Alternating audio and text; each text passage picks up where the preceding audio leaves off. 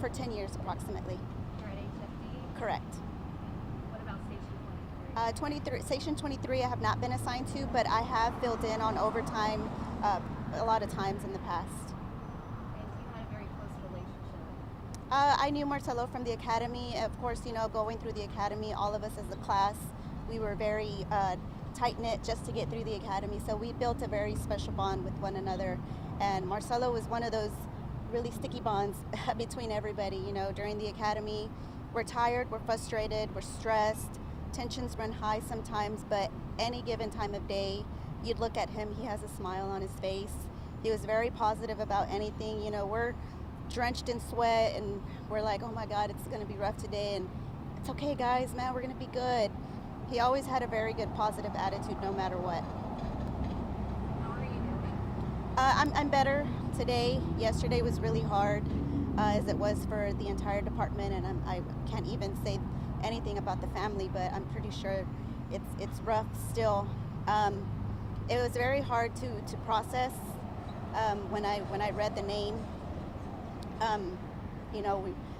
We all were very close, but now it's just a matter of honoring him. What would you like the community to know about him?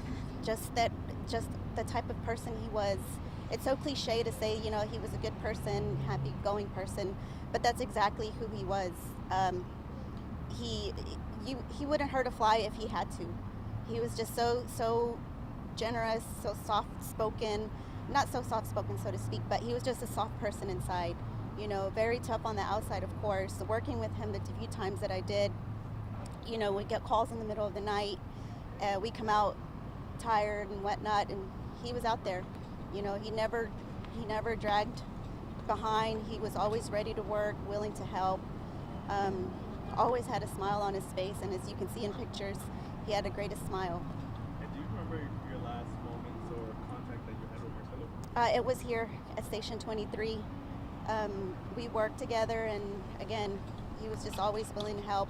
And so when I would work overtime, I'm always wanting to help as well. And he was like, "Don't worry about the dishes. I got it. You're on the ambulance. You guys are going to stay busy. Don't worry about sweeping. I got it." He was always that one to just always help no matter what. And how long ago was those interactions? It's been a bit. I would say sometime late last year. So it's been a while.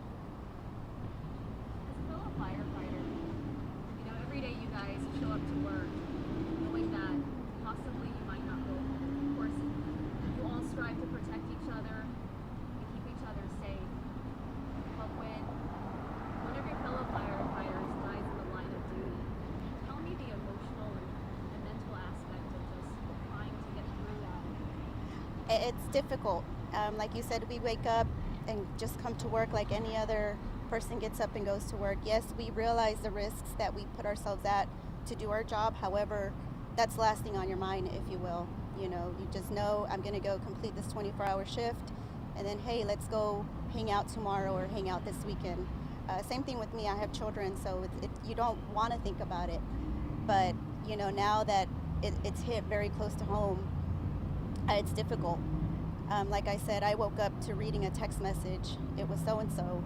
And I mean, it was 4 a.m. and I couldn't sleep the rest of the morning, or let alone eat. It was just hard, very hard to process.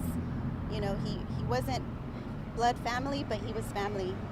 We're all hurting as a class. We hurt as a department. We're hurting as a community, and as well as his family. I'm 100% sure they're very hurting.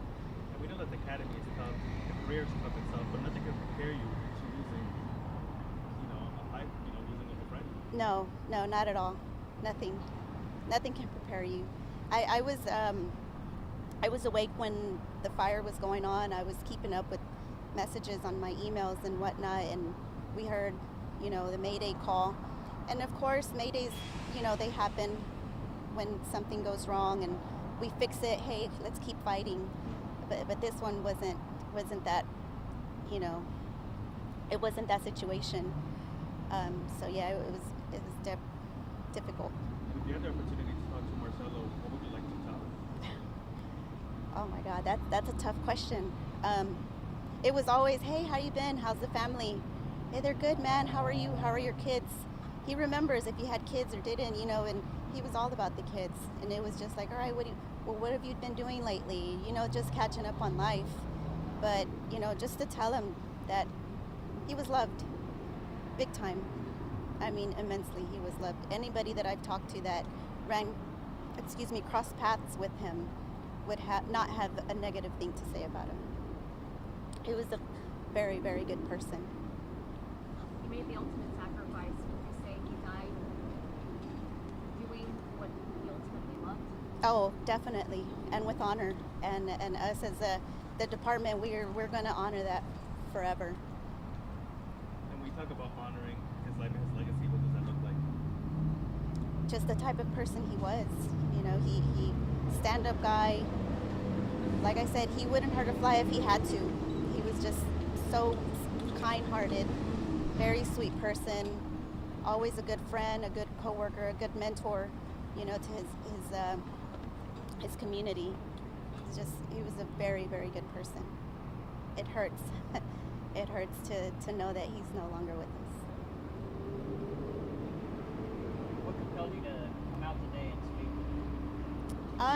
Just to, you know, spread the word of the type of person he was. Everybody's going to repeat the same thing, and we can ask anybody and everybody that knew him, and they would say the same thing. And it's taken a lot in me right now not to break down, but, you know, I just want everybody to know that he was great. The department has lost a very good person, and the community has lost a good person.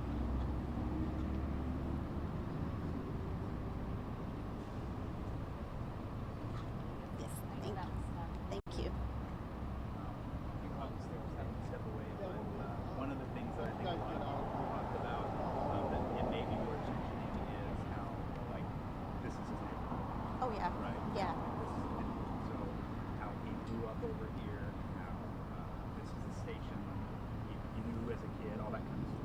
Right. He was very dedicated to his community. I remember when we were rookies, I also rookied out in this area, not too far from here. And we talked about, I made my first fire. Mine was a car fire. And I remember he texted me the next day. He goes, hey, Cortez, I know you made that car fire at this park. That's in my hood. You know, what was the situation? And so the fact that he already knew what, and he was so concerned.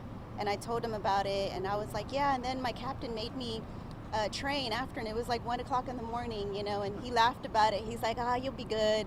Again, the positivity of him, where I was just like tired, and he was just worried about what happened in that car fire, and you need the practice, you'll be fine. You know, he was just always so positive, very concerned about his community up until the last day. So he was very good. And I know you told me he was that guy when you were in the academy, right? Did you tell them that as well? Yeah, he was that guy. Like I said, tensions run really high in the academy. Everybody's tired, sleep deprived, stressed. And, you know, he's all good morning. And if you're having a bad morning and you're like, no, I'm not having a good morning, I still remember his laugh. He'll laugh and be like, you'll be good, man. Come on, let's go. Let's take on the day. You know, he was always positive person, always. I know he was a positive person, but Sorry. Talking about his support for you, I know that, you know, very few women make it through the training. How was that like for you? Very, him as well as all my other brothers and sisters, we all, like I said, we all pushed each other to be successful. So I do remember when we would have PT formation, I was a squad leader, I was second squad, and he was on the one to the right. And so when I would look back, I mean, we're all tired, you know, and he's just like this, and I'll look back and there would be that smile, you know, and it was just one of those things where it's like, okay, I'm tired, I don't want to quit, he's not quitting or she's not quitting. You know, it was always that attitude that kept everybody together. And I did speak to a classmate who's no longer with the department. I reached out to him because I know them, they were close. And so he was having a difficult time, and he told me, you know, he's the only one that really helped me get through the academy. So, and I'm sure it was more than one person that he helped get through. It was just always his positive outlook to say, like, hey, we're gonna make it, you know, no matter what.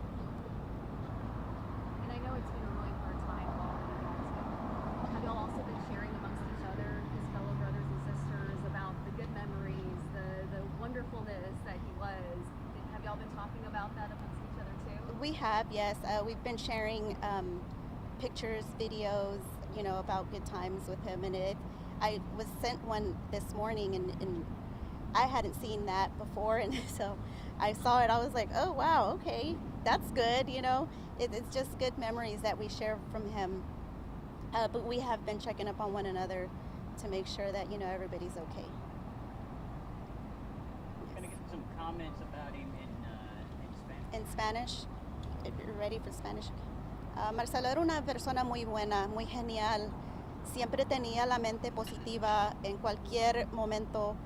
Cuando estábamos en el trabajo, cansados y salíamos para llamadas a la medianoche, él siempre salía con una mirada positiva. Siempre estaba sonriendo y como puede ver en la foto de él, tiene una sonrisa muy, muy bonita. Era una persona muy genuina y duele mucho que ya no esté con nosotros. ¿Qué ha sido lo más duro para ti personalmente? Personalmente es aceptar la situación. Duele. Nosotros siempre nos tenemos mucho cariño y a él le tenía mucho cariño porque era una buena persona. Me imagino que trabajan juntos, son como una familia, son como hermanos. ¿Qué se siente perder a alguien en un trabajo que se sabe que es peligroso? Duele. Nosotros entrando a esta carrera sabemos los riesgos que corremos cuando vamos a trabajar todos los días, pero al mismo tiempo sabemos que estamos ayudando a otra gente y uno no piensa lo negativo y cuando sí pasa es como que no quieres aceptar la realidad, pero tenemos que aceptar y es muy difícil. ¿Cómo se prepara uno para eso? No hay preparación. No hay ninguna preparación para esto, no. Háblame sobre oí que dijiste que estuviste oyendo la llamada.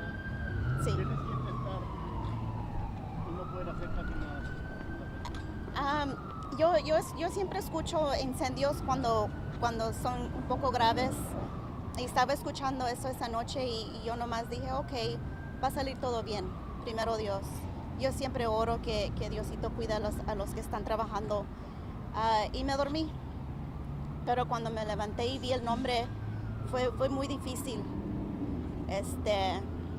leer eso, que fue él y mucho menos aceptar lo que pasó. Y los comunicamos toda la gente que conocemos y estamos tratando de soportar cada uno para poder apoyar cada uno para poder aceptar lo que pasó y moviendo adelante darle el honor a él porque se lo merece. ¿Qué es lo que está haciendo el departamento para poder seguir adelante? Es nomás apoyar cada uno, apoyarnos unos a otros, hablar, desahogarnos, hablar de lo bueno que era él, recordar las memorias felices, porque de que yo sepa todos son positivas, no hay ninguna memoria negativa de él. Háblanos un poco sobre él, a la gente latina. ¿Qué persona era? ¿Cómo era? Marcelo era muy, muy genuino. Él siempre quería ayudar a la comunidad. Él estaba bien involucrado en la comunidad aquí en el lado este de la ciudad. Cuando entramos y éramos nuevos al departamento, yo también trabajaba en esta área y fui a un incendio que fue en un parque cerca. Y él me mandó un mensaje a mi celular el siguiente día y me dice, oye, escuché que tú estabas en ese incendio, ¿qué pasó? Él estaba preocupado, quería saber qué pasó en su comunidad, siempre ha estado preocupado, siempre quiere estar involucrado en lo bueno, quería saber si alguien se dañó y le dije no, que era un carro que tuvo incendio y él me dice, ¿estás bien tú? Le digo, sí, yo estoy bien. Él siempre ponía a la gente antes de él, era una persona bien, bien genuina. ¿Estuviste con él en la academia? Correcto, sí, estuvimos en la academia ¿Trabajaron juntos. como quien dice? Sí, nosotros todos batallamos juntos para proveer en la academia y graduarnos. Y durante la academia se sabe, todos estamos cansados, estresados, Nos enojábamos unos con otros, esa es la cosa. Pero él nunca estaba enojado. Tú dabas la vuelta a mirarlo a él, siempre estaba sonriendo. Nunca tenía ninguna cosa negativa de decir. Yo también tenía mis días que no era un día genial para mí. Y él, ¿estás bien? Sí, estoy bien, estoy cansada. Está bien, vas a estar bien. Él siempre era una persona muy positiva. Él ayudó a muchos a proveer en la academia. ¿Qué es lo que más admiras de él? Lo que más admiro es su ternura. Era una persona que tiene mucha ternura con otros.